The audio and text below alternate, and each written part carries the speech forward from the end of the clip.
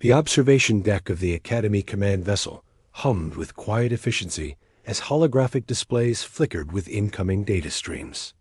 Commander HFY of the Altarian Defense Corps adjusted her crystalline viewing apparatus, her four arms working the controls with practiced precision. Below them, suspended in the void between three artificial moons, the survival gauntlet arena stretched across 50 cubic kilometers of simulated terrain. "Beginning final systems check," announced Lieutenant Corks, his insectoid mandibles clicking rhythmically. "All environmental controls operational. Predator containment fields stable. Emergency protocols engaged. Through the transparent aluminum. Viewports, 200 cadets from 47 different species gathered in the staging area." The Varkonian warbreeds flexed their chitinous armor, their confidence radiating through pheromone clouds. The ethereal scions floated in meditation circles, their telepathic whispers creating visible aurora patterns in the air. The hulking, Gorthic bruisers compared weapon modifications, their tusks gleaming under artificial sunlight, and scattered among these genetic marvels were 23 humans. Cadet Ryan Cade stood apart from the main crowd, methodically checking his standard issue survival pack. His movements were economical, purposeful, unlike the boastful displays surrounding him. A Varkonian warrior named Vekmar noticed the humans' quiet preparation and cheered with amusement. "Look at the little meat creature," Vekmar called to his clutchmates, so focused on his tiny tools. "What will those help when the real predators emerge?" Ryan's only response was to continue his inventory check, mentally cataloging each item's potential uses. Roke could become snares or tourniquets. The emergency beacon's electronics contained rare earth elements. Even the nutrition bars had aluminum, wrapping that could serve multiple purposes. Commander HFY's voice boomed across the arena's communication system. "Cadets of the Intergalactic Academy, you are about to face the survival gauntlet, a comprehensive test of your ability to lead, adapt, and survive under extreme conditions. Your scenario begins now." The arena's sky darkened instantly. Warning klaxons wailed as the first meteor struck the colony simulation with earth-shaking force. Power grids sparked and died in cascading failures. Emergency lighting bathed everything in hellish red. Then came the sound that made even the warbreeds pause, the howling of released predators, echoing from the artificial jungle. Panic erupted like a wildfire. Signs screamed as their telepathic networks overloaded with terror. Warbreeds charged in random directions, their tactical training forgotten. The Gorthic bruisers roared challenges at shadows, while smaller species simply froze in the chaos. Ryan Cade did something unexpected. He smiled. While aliens stumbled through the rapidly darkening colony simulation, Ryan moved with purpose. The emergency lighting revealed what others missed in their panic structural damage patterns, wind direction changes, and most importantly, the behavior of local wildlife fleeing the chaos. Birds and small creatures always knew which direction offered safety, formed defensive clusters. Bellowed Vekmar, his Varkonian training asserting itself. Maintained species cohorts. But his own clutchmates were already scattering, their superior senses overwhelmed by conflicting stimuli. The released predator's six-legged shadow cats from Kepler 442b moved like liquid darkness through the artificial jungle. They're hunting. Calls growing closer.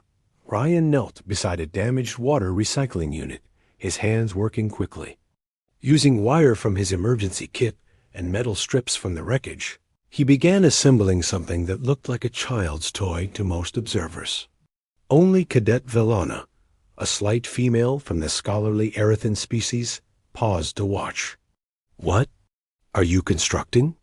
she asked, her translator struggling with human technical terms. "Pressure release snare," Ryan replied without looking up. Predators that hunt in low light rely on ground vibrations. This creates false signals while we move to higher ground. Velana's large eyes widened. Her species had evolved on a world of floating islands. They understood terrain advantage instinctively. You're thinking vertically while others think horizontally. Exactly. Ryan finished the device and carefully positioned it near a game trail. Fear makes you forget the third dimension. A scream cut through the night. Cadet Pixon, a crystalline Altarian, had encountered one of the shadow cats. The predators. Attack was swift and silent, but Ryan's improvised noisemaker triggered just as the creature pounced, startling it enough that Pixon could scramble away. Impossible, muttered Commander Zeftai from the observation deck. The human's device shouldn't work on Keplerian predators. Unless he understands something we missed, replied Lieutenant Quarks, his compound eyes focusing on multiple camera feeds simultaneously. Look at his movement pattern.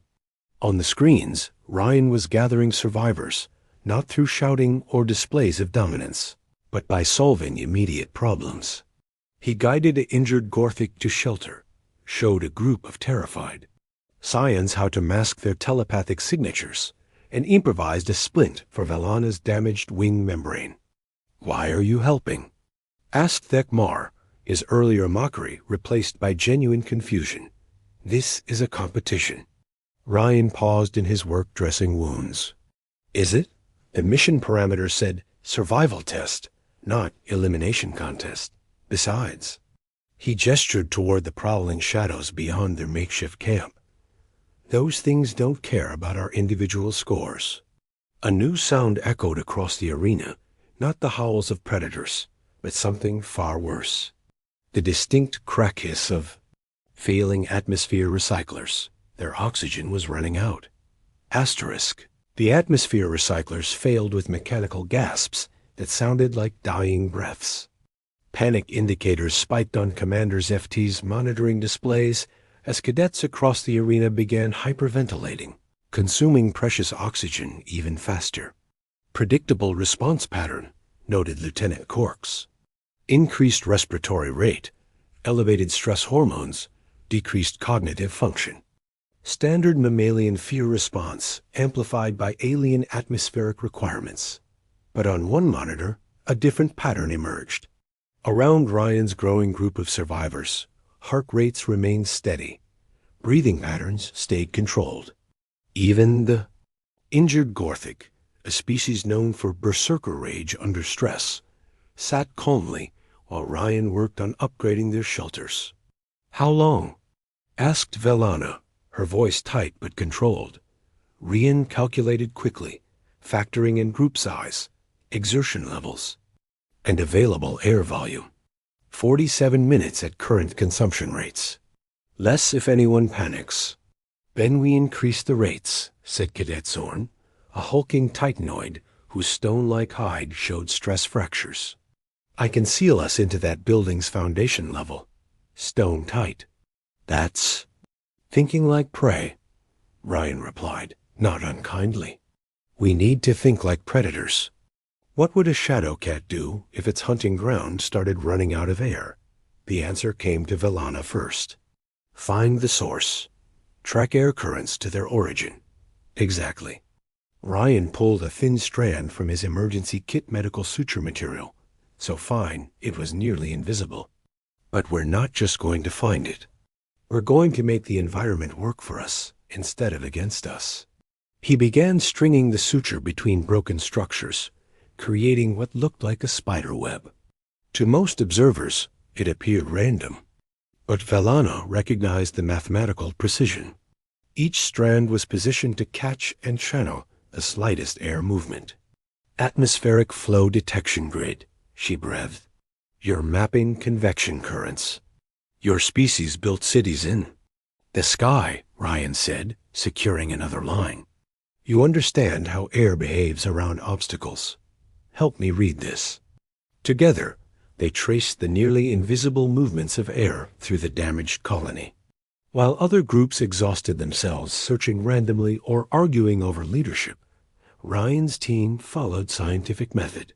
Hypothesis, observation, testing. Refinement. The shadow cat that found them first died quietly, caught in a snare that used its own hunting momentum against it. The second one triggered an improvised alarm system that warned them without revealing their position.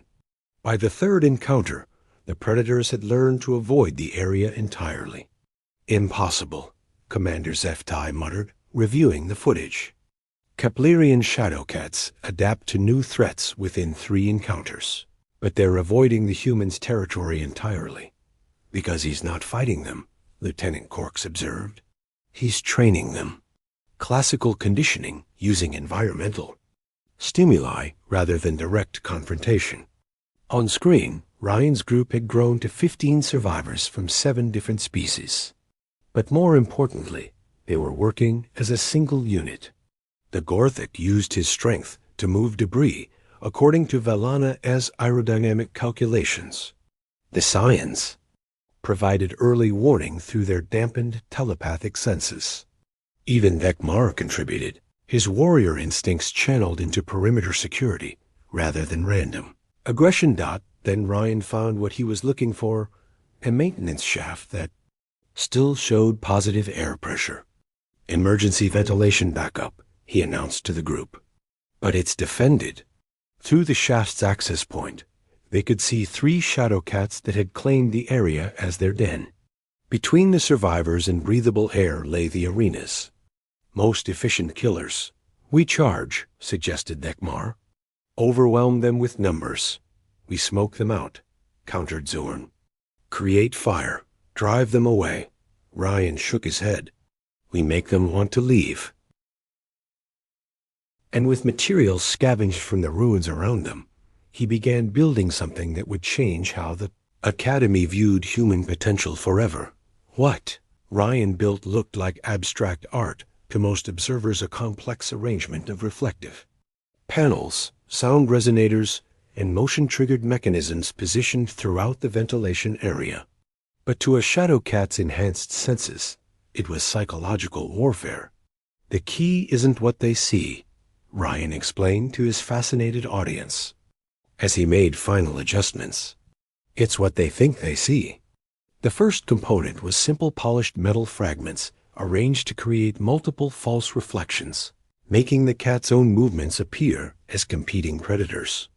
The second component was more sophisticated, a series of containers that would release the scent markers of territorial disputes when disturbed.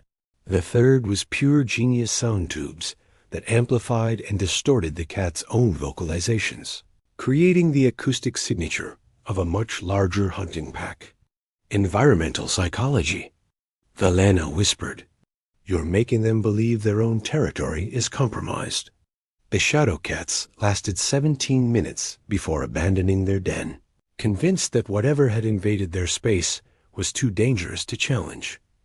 Fresh air flowed over the survivors like a gift from the gods.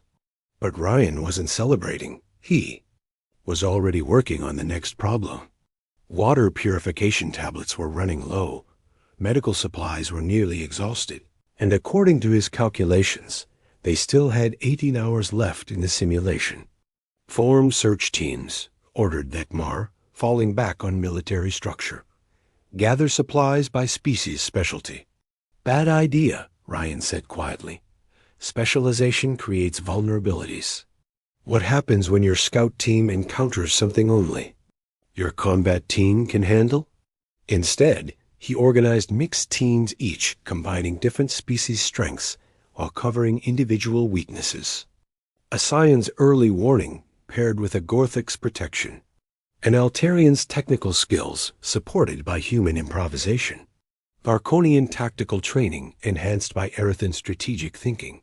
The results were immediate and dramatic. Supply gathering became exponentially more efficient. Encounters with remaining predators turned from disasters into manageable challenges. Most importantly, the group's survival rates stabilized even as conditions continued deteriorating.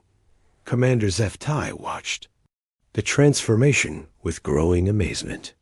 His leadership style doesn't match any established paradigm. Not autocratic, not democratic, not consensus-based. It's adaptive, Lieutenant Corks realized. He's reading individual personalities and adjusting his approach accordingly. With the Gorthic, he provides clear objectives. With the Science, he offers collaborative decision-making. With the War Breeds, he demonstrates competence first, then requests cooperation. And with his own species? Corks checked the feeds showing other human cadets scattered across the arena. Most were either dead, unconscious, or huddled and failing. Shelters. He's the only human still functioning at optimal capacity. But it wasn't just Ryan's tactical abilities that impressed observers. As the simulation's challenges intensified Predator attacks, equipment failures, environmental hazards, his calmness became infectious. When Cadet Nimra panicked after a near miss with acid spitters, Ryan talked her through breathing exercises. When Zorn's natural aggression spiked due to oxygen stress, Ryan channeled it into productive construction work. He's not just surviving, Villana observed during a brief rest period. He's making all of us better survivors. That's what humans do, Ryan replied, cleaning his improvised tools. We adapt. But more than that, we help others adapt. It's probably why we survived on a death world long enough to reach the stars. The comment sparked something in the mixed group around him. For the first time, the various alien species began sharing their own homeworld survival stories. Not boasts or competitions, but genuine exchanges of knowledge and technique. The Altarians, crystal-forming abilities. The Science energy manipulation. The Gorthic's mineral processing. By the time the simulation's final challenge arrived, a coordinated attack by all remaining Predators, Ryan's group didn't just survive, they dominated. The final assault came at dawn of the second day, when exhaustion and depleted resources should have made the survivors easy prey. 43 Shadow Cats, 16 Acid Spitters, and 12 Razor-Wing Flyers launched a coordinated attack on the ventilation area of the arena's last concentrated group of survivors. What they found wasn't cowering prey, but a fortress, Ryan's. Team had spent the night transforming their refuge into a masterpiece of defensive engineering. Every species' abilities had been incorporated into the design. Altarian crystal matrices amplified Scion energy fields into barrier walls. Gorthic. Strength had positioned massive debris into choke points and kill zones. Varkonian tactical expertise had created overlapping fields of fire using improvised weapons. But the true genius was in the details that only a human would think of. Escape routes disguised as structural weaknesses. False floors that would collapse. Under Predator weight, but support fleeing survivors. Sound channels that transmitted tactical information while masking the team's actual positions. Impossible, breathed Commander Zeftai as the battle unfolded on her screens. 17 survivors holding off 71 apex predators. The mathematical probability is irrelevant, interrupted Lieutenant Corks. They're not fighting individual battles. They're functioning as a single organism with multiple specializations. The siege lasted 4 hours and 12 minutes. When the arena's lights finally shifted from combat red to safe blue, indicating simulation end, every single member of Ryan's team was alive and functional. Injured, exhausted, but alive. The arena-wide statistics were sobering. Of 200 initial cadets, only 37 had survived. Of those, 28 were in various states of physical or psychological collapse. Only 9 remained combat effective. 9 were members of Ryan's integrated team. The scoring algorithms had never encountered such data before. Standard metrics focused on individual performance, personal survival time, resource acquisition, leadership demonstrations, tactical innovation. But Ryan's actions broke those categories.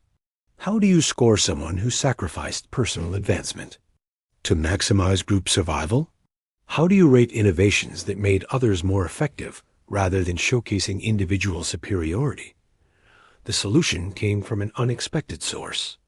Vellana, despite her species' typically modest nature, requested permission to address the Academy command structure directly. "Honored instructors," she began, her translator carefully modulating her nervous excitement, "you are measuring the wrong variables. Cadet Ryan didn't win this simulation. He transformed it." The holographic displays shifted to show comparative analyses. Before Ryan's leadership emerged, survivor groups averaged 2.3 members with a 67% casualty rate under stress. After integration into his methods, group sizes increased to 8.4 members with casualty rates dropping to 11%. "He didn't just survive better," Thekmar added, his warrior's pride evident even through translation. "He made all of us survive better. That's not individual excellence. That's leadership evolution." Commander Zeftai studied the final scores as they materialized across the arena's sky. Individual rankings, species performance metrics, tactical innovation ratings, all the traditional measures the Academy used to identify future leaders. And at the top of every category that mattered, one name blazed in letters that could be seen from orbit: Cadet Ryan Cade, human, overall performance. Yuan PREC D&TB was the notation that appeared beneath his name that would reshape Academy doctrine for generations to come. Classification. Force multiplier recommendation. Immediate advancement to command track notes. Subject demonstrates unique ability to enhance allied performance beyond individual capability parameters. Suggests development of new training protocols based on human integration. Methodology. As the survivors were transported back to the Academy medical facilities, Ryan found himself surrounded by beings who had started the simulation as competitors and finished it as something unprecedented, a truly integrated team. "Will you continue training with us?" asked Vellana. "My people would benefit from learning human adaptation techniques." "Mine as well," admitted Thekmar, "though it wounds my pride to acknowledge that a soft species taught warbreeds about combat effectiveness." Ryan looked around at the faces alien, familiar, respectful, and smiled with the same calm confidence he'd shown throughout the ordeal. "That's what humans do," he said simply. "We bring people together. Sometimes that's the most important survival skill of all." In the Academy's halls, word was already spreading among instructors and cadets alike. The human had done something no one expected. Not through superior strength, advanced technology, or inherited advantages. Through something that galaxies full of specialized warriors, thinkers, and survivors had somehow overlooked. Through making everyone around him better than they thought possible. The survival gauntlet would never be the same. Asterisk.